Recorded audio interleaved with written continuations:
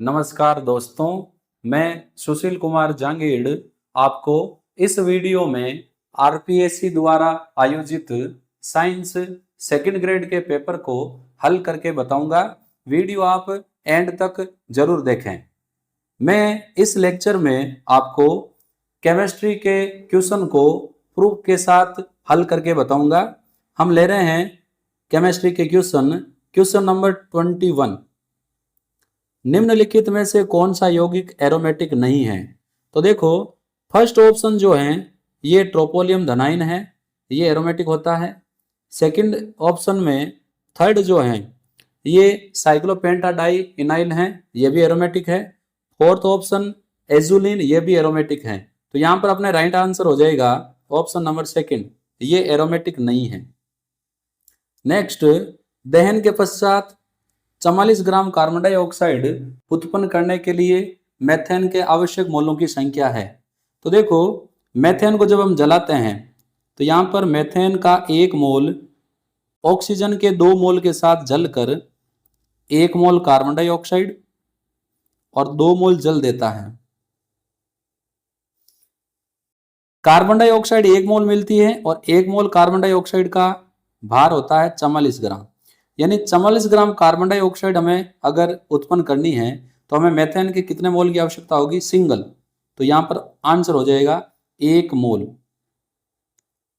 Next question ले रहे हैं,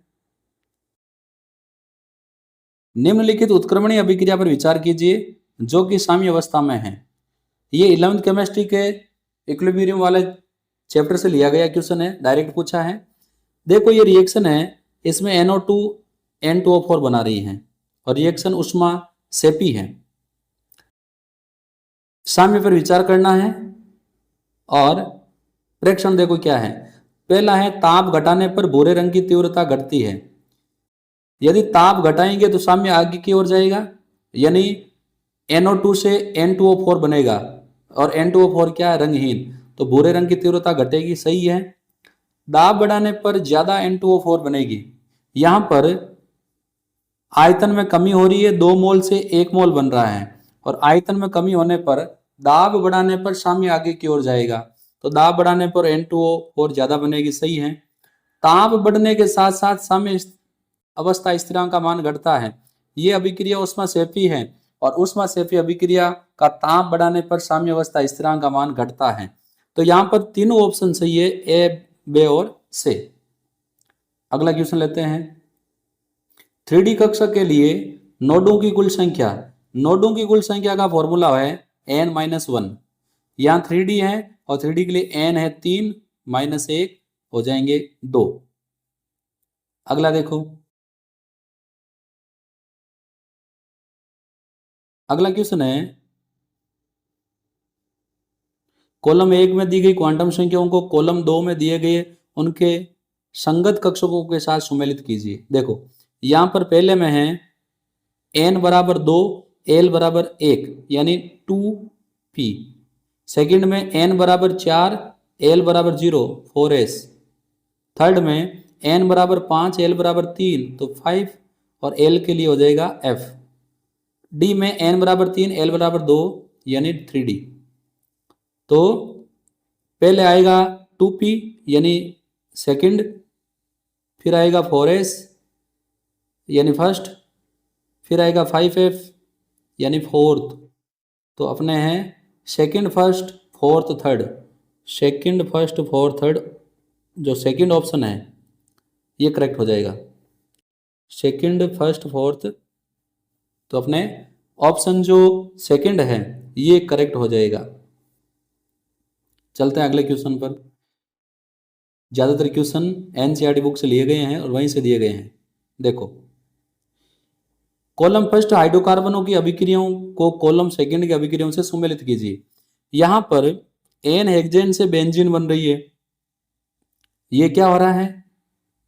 ये पुनर्संभावन हो रहा है, यानी फर्स्ट जो है इसमें अपना हो रहा है डी। सेकंड जो है यहाँ पर प्रोपीन का हाइड्रोजनीकरण हो रहा बन रही है, सॉरी प्रोपाइन से प्रोपीन बन रही है, ये है आंशिक अपचयन। यानी सेकंड में क्या है? ए। फिर यहाँ पर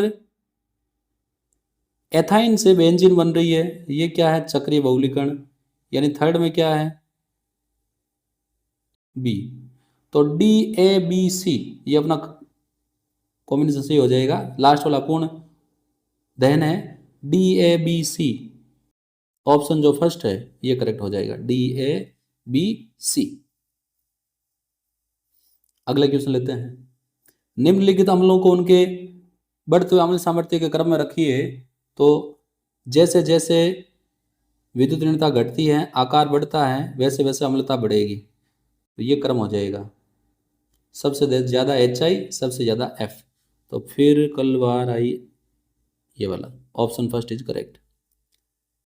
ये देखो ऑर्गेनिक केमिस्ट्री का क्वेश्चन आया है, एज इट इज बुक से उठाया है, लाइन भी चेंज नहीं है। वह विधि जो ऐसे द्रवों के शोधन के लिए प्रयुक्त की जाती है जिनके क्वथनांक अति उच्च होते हैं तथा जो अपने क्वथनांक या उससे भी कम ताप पर अपघटित हो जाते हैं, ये होता है निम्न दाब पर आसवन। चलते हैं अगले क्वेश्चन पर। देखो 5 तत्वों के इलेक्ट्रॉनिक विन्यास नीचे दिए गए हैं और तत्वों की प्रथम आयनन एंथैल्पी के मान का सही क्रम है। देखो ये जो है ये अपने हैं बेरिलियम का, सेकंड जो है 2 2 4 1 5 ये बोरोन का है, सी जो है ये है अपने कार्बन का, डी जो है ये है नाइट्रोजन का, और ई इलेक्ट्रॉनिक विन्यास है वो है ऑक्सीजन का। तो यहाँ पर इलेक्ट्रॉनिक विन्यास हमने ले लिया है। अब आयनन एंथैल्पी का क्रम क्या होगा, बेरिलियम की बोरोन से ज़्यादा होगी, तो बोरोन के बाद बेरिलियम, फिर कार्बन, और फिर आएगा ऑक्सीजन, और ऑक्सीजन के बाद आएगा नाइट्रोजन। नाइट्रोजन की ऑक्सीजन से ज़्यादा है क्योंकि इसका अर्धपूरित कक्षक होता है। तो अपने ऑप्शन कौन सा करेक्ट हो जाएगा, तो बेरिलियम जो है यहाँ पर, बोरोन वाला जो है वो है बी, ये है ए, कार्बन वाला है सी, ऑक्सीजन वाला है ई, और ये है डी। BACED, BACED ऑप्शन जो थर्ड है ये अपने करेक्ट हो जाएगा। अब चलते हैं अगले पर। ये जो क्वेश्चन है अगला, ये NCERT बुक के 12th केमिस्ट्री के ऑक्सीडेशन रिडक्शन वाले चैप्टर से लिया गया है। निम्नलिखित में से कौन सी अभिक्रिया असमानुपातन का उदाहरण है। ऐसी अभिक्रिया जिसमें एक ही तत्व का ऑक्सीकरण और एक ही तत्व का अपचयन हो, असमानुपातन अभिक्रिया कहलाती है। ऑप्शन सी करेक्ट है, क्योंकि यहाँ पर क्लोरीन पहले अकेला है, ऑक्सीकरण अवस्था 0, यहाँ पर इसकी ऑक्सीकरण अवस्था Cl- में -1, और जो ClO- है इसमें ऑक्सीकरण अवस्था हो जाएगी क्लोरीन की +1। तो 0 से -1 अपचयन, +1 ऑक्सीकरण। तो ऑप्शन थर्ड असमानुपातन अभिक्रिया का उदाहरण है। अगला देखो, BF3 में आबंधन संकरण BF3 में आबंधन संकर कक्षकों को बनाने के लिए बोरोन के कितने 2p परमाणु कक्षकों की आवश्यकता है। तो यहाँ पर संकरण होता है AsP2, इसीलिए कितने p कक्षक चाहिए, 2। तो ऑप्शन 4 इज करेक्ट। अगला देखो, आधुनिक आवर्त सारणी के संदर्भ में 11th केमिस्ट्री से पूछा गया है, बहुत इजी है। निम्नलिखित कथनों पर विचार कीजिए। S और P ब्लॉक के तत्वों को सम्मिलित रूप से निरपेक्ष तत्व कहते हैं, सही है। मैग्नीशियम +2, एल्यूमिनियम +3, एल्यूमिनियम में अधिकतम आकार मैग्नीशियम का ही होगा, क्योंकि मैग्नीशियम पहले आता है, उसके बाद एल्यूमिनियम आता है, बाद वाले का आकार छोटा होगा। और ये जो Mg+2 एल्यूमिनियम +3 है, ये तो आयन है, तो यहाँ पर सबसे अधिक आकार किसका होगा, मैग्नीशियम का। तो ये भी सही है। एक आवर्त में बाएं से दाएं जाने पर विद्युत ऋणता घटती है, नहीं बढ़ती है। तो ऑप्शन फर्स्ट और सेकंड दो ही सही होंगे, और फर्स्ट और सेकंड के लिए करेक्ट आंसर है 4। अगला देखो, निम्नलिखित कार्बोधनाइनों को उनके बढ़ते क्रम के व्यवस्थित कीजिए। तो यहां पर देखो, ये है फेनिलधनाइन, ये है ट्राईमेथिल कार्बोधनाइन, ये एथिलधनाइन, और ये मेथिलधनाइन। तो ये ट्राईफेनिलधनाइन जो है ये सबसे अधिक स्थायी होता है, उसके बाद ये 3 डिग्री है, ये 2 डिग्री है, ये 1 डिग्री है। तो देखो क्रम हम पहचानते हैं, CH3CH2, ऑप्शन जो सेकंड है ये करेक्ट हो जाएगा। अगला देखो, आईपी से नाम लिखना है, कोई दिक्कत नहीं है, नंबरिंग यहाँ से कर लो 1 2 3 और ये 4। तो आयोडो आई से आता है, नाइट्रो एन से आता है और एथिल ई से आता है। तो पहले ई आएगा, तो 4 एथिल 1 आयोडो 2 नाइट्रो बेंजीन। तो ये कहाँ है, 4 ethyl 1 iodo 2 nitro benzene, option जो सेकंड है वो करेक्ट हो जाएगा, क्योंकि अल्फाबेटिकल ऑर्डर का हमें प्रयोग करना है जब एक से अधिक प्रतिस्थापी हो तब। निम्नलिखित कथनों पर विचार कीजिए। धनायन पर आवेश बढ़ने पर आयनिक बंध, चलो अगली स्लाइड ले लेते हैं, इसमें क्लियर नहीं है, ये स्लाइड ले लेते हैं। निम्नलिखित दो कथनों पर विचार कीजिए। धनायन पर आवेश बढ़ने से आयनिक आबंध के सहसंयोजी लक्षण में वृद्धि होती है, बिल्कुल होती है। आयनिक लक्षणों या आयनिक बंधों के आंशिक सहसंयोजी लक्षण की विवेचना फाजान्स के नियम की सहायता से की जाती है, बिल्कुल सही है, दोनों करेक्ट आंसर है। तो कथन फर्स्ट और कथन सेकंड दोनों सत्य है। अगला क्वेश्चन लेते हैं, अगली स्लाइड होगी अपना स्लाइड नंबर 7। इसमें देखो क्या है,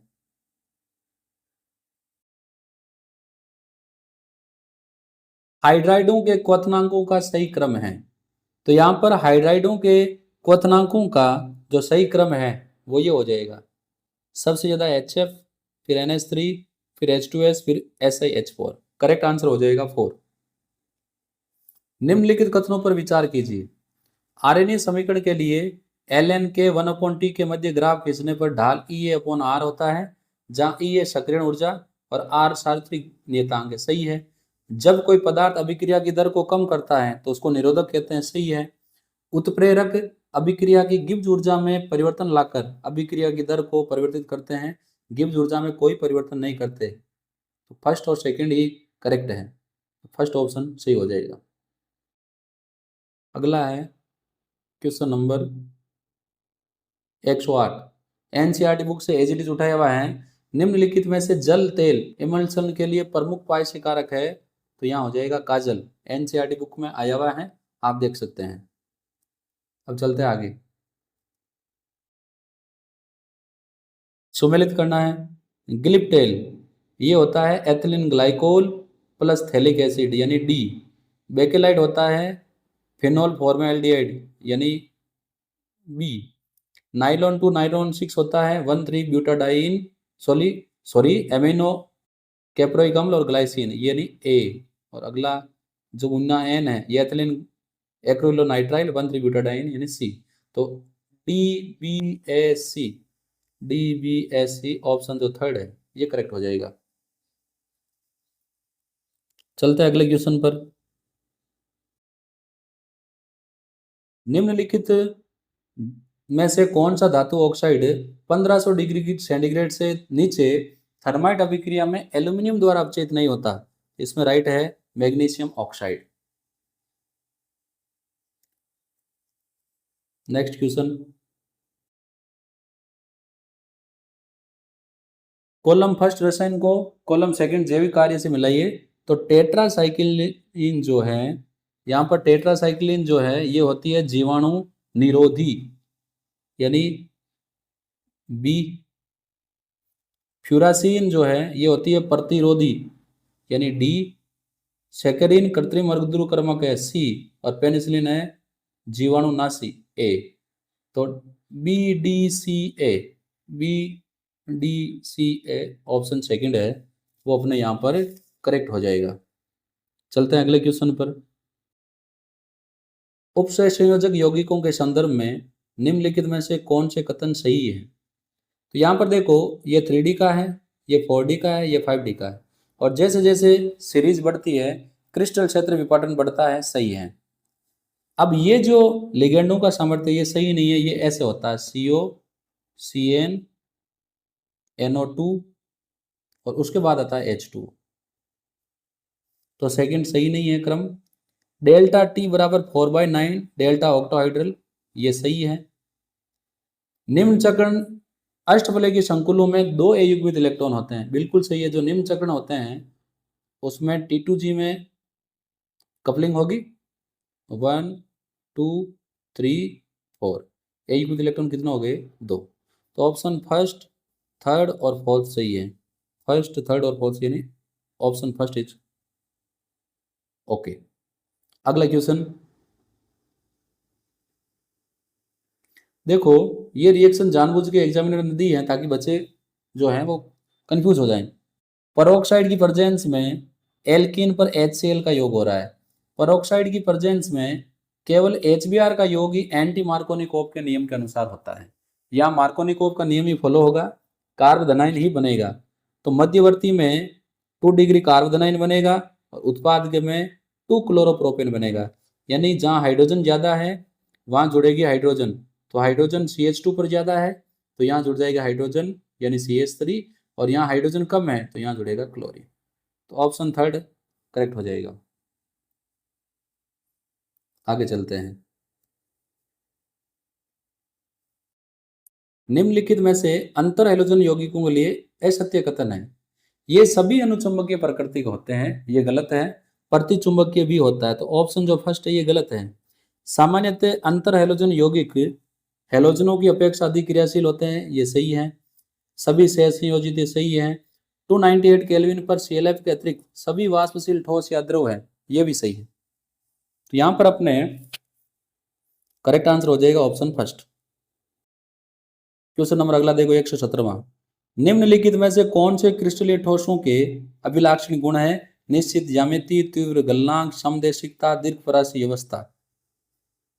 तो यहां पर अपने ध्यान से देखें, निश्चित ज्यामिति, समदेशिकता, तीव्र गलनांक, दीर्घपरासी अवस्था, दीर्घपरासी अवस्था। क्रिस्टलीय ठोस समदेशिक नहीं होते, ये विषमदेशिक होते हैं। यानी जिसमें ऑप्शन बी है वो तो गलत है, ये भी गलत, ये भी गलत, ये भी गलत। तो अपने सर सही आंसर हो जाएगा ऑप्शन फर्स्ट, निश्चित ज्यामिति, तीव्र गलनांक और दीर्घपरासी अवस्था। अगला देखो, यहाँ पर ABCD की SN के प्रति क्रियाशीलता का क्रम पूछा है। देखो इजी यहाँ पर क्वेश्चन दिया हुआ है। ये जो है ये 3 डिग्री है, ये जो है ये 2 डिग्री है, ये जो है ये 1 डिग्री है, और ये तो सबसे कम स्थायी है। तो सबसे ज्यादा स्थायी होगा D, उसके बाद CBA। तो अपने इसे मिलता जुलता जो DCBA, option 4 is correct. 3 degree carbanion सबसे ज्यादा स्थायी होते हैं, इसीलिए SN1 अभिक्रिया ज्यादा देंगे और 2 डिग्री उससे कम देंगे। तो सबसे ज्यादा D, उसके बाद में जो C है वो 2 डिग्री, फिर B 1 डिग्री। Option 4 correct. अनुचुंबकीय अणुओं का युग्म है, तो ऑक्सीजन और बोरोन में अयुग्मित इलेक्ट्रॉन होने के कारण ये अनुचुंबकीय होते हैं। अगला क्वेश्चन लेते हैं।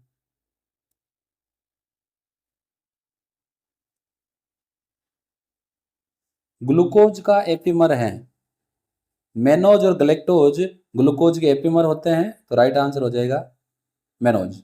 संकुलाइन COEN2Cl2 के त्रिविम समावयवों स्टीरियो आइसोमर की संख्या है, तो एक तो होगा इसका सिस, दूसरा होगा ट्रांस, और एक इसका होगा जो समकक्ष रूप है वो प्रकाशिक सक्रिय होगा।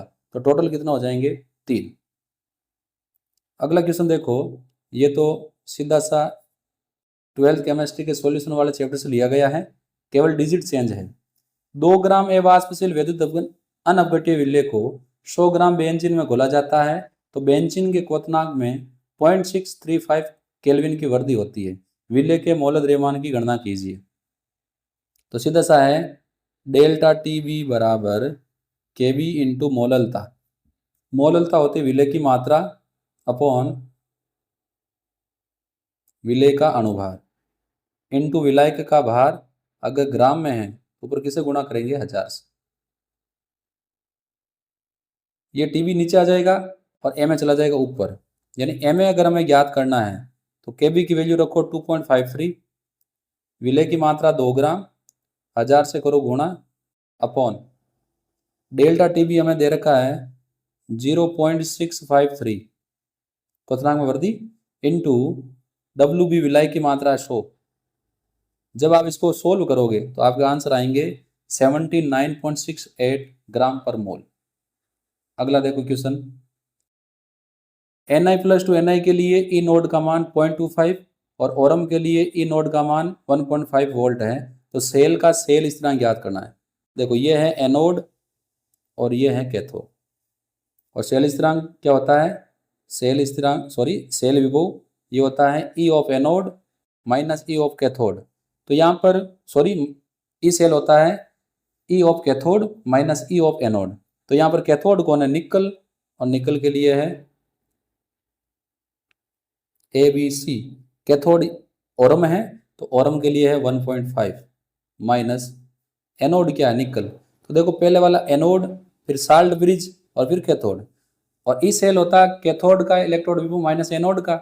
यहाँ पर कैथोड कौन है, ओरम, ओरम का हमने लिख दिया 1.5, फिर माइनस एनोड, एनोड का 0.25, ये माइनस माइनस हो जाएगा प्लस, और 1.5 में 0.25 जोड़ोगे तो हो जाएगा plus 1.75 volt. Option second is correct. अगला क्वेश्चन लेते हैं, बस question number 127, NCERT book 11th class chapter number 4 as it is उठा के कॉपी पेस्ट किया है, कुछ भी चेंज नहीं है। निम्नलिखित इनमें से कौन सी संयोजकता कोष इलेक्ट्रॉन युग्म प्रतिकर्षण सिद्धांत वेस्पर सिद्धांत की अवधारणा नहीं है। इलेक्ट्रॉन युग्मकों के मध्य प्रतिकर्षण अनोन्य क्रिया आबंधी युग्म यानी बॉन्ड पेयर, एकांकी युग्म आबंधी युग्म लॉन पेयर, और फिर एकांकी युग्म लॉन पेयर, ये सही है। इलेक्ट्रॉन युग्म स्पेस में उन स्थितियों में अवस्थित होने का प्रयास करते हैं जिनसे उनके मध्य प्रतिकर्षण अधिकतम हो, नहीं ऐसे व्यवस्थित होते हैं कि प्रतिकर्षण न्यूनतम हो। तो ऑप्शन सेकंड गलत है। अणु की आकृति केंद्रीय परमाणु के आसपास उपस्थित संयोजी कोष इलेक्ट्रॉन युग्मों पर निर्भर करती है, ये सही है। केंद्रीय परमाणु के संयोजकता कोष में उपस्थित इलेक्ट्रॉन युग्म प्रतिकर्षित करते हैं, सही है। तो इसमें गलत कथन है सेकंड, तो राइट आंसर हो जाएगा सेकंड। अगला देखो, निम्नलिखित अभिकथन ए और कारण पर विचार कीजिए और सही विकल्प चुनिए। अभिकथन है एक्टिनाइड श्रेणी में एक्टिनाइड अंकुचन एक तत्व से दूसरे तत्व की ओर उत्तरोत्तर बढ़ता है, सही है। ये 5f इलेक्ट्रॉनों द्वारा दुर्बल परिरक्षण प्रभाव के कारण होता है, ये भी सही है। तो कथन ए और आर सत्य है और आर ए का सही स्पष्टीकरण है। थर्ड ऑप्शन जो है वो सही हो जाएगा। आगे देखो, निम्नलिखित में से कौन सा कथन गलत है, गलत कथन चुनना है। Fe2CO9 में दो धातु परमाणु को जोड़ने के लिए 3 ब्रिजिंग कार्बोनिल समूह होते हैं, राइट आंसर है। FeCO4 में आयरन की ऑक्सीकरण अवस्था -2 है। धातु कार्बोनिल में धातु की ऑक्सीकरण संख्या 0 होती है, ये -2 कर रहा है, ये ऑप्शन सेकंड सही हो जाएगा क्योंकि ये गलत है, बाकी सारे सही है। VOCO5 में भी 0 ऑक्सीकरण अवस्था में है, इसमें एक इलेक्ट्रॉन और ये मोनोमेरिक होता है, सही है। NiCO में Ni 0 संयोजी अवस्था में और इसकी वर्गाकार समतलीय संरचना नहीं है, इसकी संरचना चतुष्फलक की होती है। तो राइट आंसर हो जाएगा ऑप्शन 2। अगला, तो यहाँ पर अपने केमिस्ट्री के जो क्वेश्चन थे सेकंड ग्रेड साइंस के पेपर में, वो मैंने आपको सारे सॉल्व करवाए हैं। अगर आपको लगता है कि कोई आंसर मैंने गलत बताया है तो आप मुझे कमेंट बॉक्स में जरूर बताएं, मैं आपको प्रूफ के साथ उसका आंसर बता दूंगा। देखो, मुझसे कोई भी अगर कैंडिडेट पूछता है कि सर मुझे सेकंड ग्रेड की प्रिपरेशन करनी है, फर्स्ट ग्रेड की करनी है, तो मुझे क्या करना चाहिए। वर्तमान में मैं 9 साल से केमिस्ट्री लेक्चरर के पद पर कार्यरत हूँ राजस्थान सरकार में। राजस्थान में ही मैं 2015 वाली भर्ती में केमिस्ट्री लेक्चरर के रूप में सिलेक्ट हुआ और 16 से मैं गवर्नमेंट जॉब में हूँ और अभी केमिस्ट्री लेक्चरर के पोस्ट पर कार्यरत हूँ। कोई भी कैंडिडेट जब मुझे पूछता है कि हमें सेकंड ग्रेड फर्स्ट ग्रेड की प्रिपरेशन करनी है तो आपकी क्या राय है, तो मैं उनको यही कहता हूँ कि आप 11th-12th की केमिस्ट्री की बुक को अच्छे से पढ़ लो, उनमें से सवाल आएंगे। यदि आपकी 11th-12th केमिस्ट्री की एनसीईआरटी की बुक आपने कंफर्म कर ली है तो आपके सेलेक्ट होने के चांस 95% है। वो बात अलग है कि आपको एनसीईआरटी बुक में से क्वेश्चन उठा के देता है और आप उसको गलत करते हो, तो उसके लिए आप स्वयं जिम्मेदार हैं। लेकिन यदि आप सेकंड ग्रेड की प्रिपरेशन कर रहे हैं, यदि आप केमिस्ट्री, बायो और फिजिक्स से हैं, तो आप इन तीनों की एनसीईआरटी बुक को अच्छे से पढ़ लो, अच्छे से याद कर लो, इनसे बाहर सवाल जाने वाले नहीं है। अभी केमिस्ट्री के जो क्वेश्चन है, मैं दावे के साथ कह सकता हूं कि इनमें लगभग 70% क्वेश्चन 11th और 12th केमिस्ट्री के बुक एनसीईआरटी बुक्स आए हैं। तो जिस कैंडिडेट ने एनसीईआरटी बुक को अच्छे से याद किया है वो मेरी बात से एग्री करेगा और उन्होंने अधिकांश क्वेश्चन सही किए हैं। तो यदि आपने एनसीईआरटी बुक को अच्छे से प्रिपेयर कर रखा है तो आपके सिलेक्शन के चांसेस बहुत ज़्यादा बढ़िया हैं। जिन कैंडिडेट ने पेपर अटेम्प्ट किया और उनके क्वेश्चन सही हैं तो मैं उनको उनके सिलेक्शन की अग्रिम बधाई देता हूं। और यदि किसी कारणवश आपकी प्रिपरेशन नहीं हुई है तो फिर भी आपके पास मौका भी हाथ से गया नहीं है। ये एग्ज़ाम अभी कंप्लीट नहीं हुए हैं और राजस्थान सरकार ने ऑलरेडी सेकंड ग्रेड और फर्स्ट ग्रेड की नई भर्ती जारी कर दी है। जो भी candidate second grade first grade की केमिस्ट्री की प्रिपरेशन करना चाहते हैं वो मेरे टेलीग्राम चैनल या यूट्यूब चैनल से जुड़ सकते हैं। उसके लिए मेरा यूट्यूब चैनल का लिंक है या आप नाम लिख सकते हैं टॉपर्स केमिस्ट्री। इस वीडियो में मैं उसका लिंक डाल दूंगा। हम फिर मिलेंगे ऐसे ही आपके लिए हेल्पफुल वीडियोज के साथ। धन्यवाद।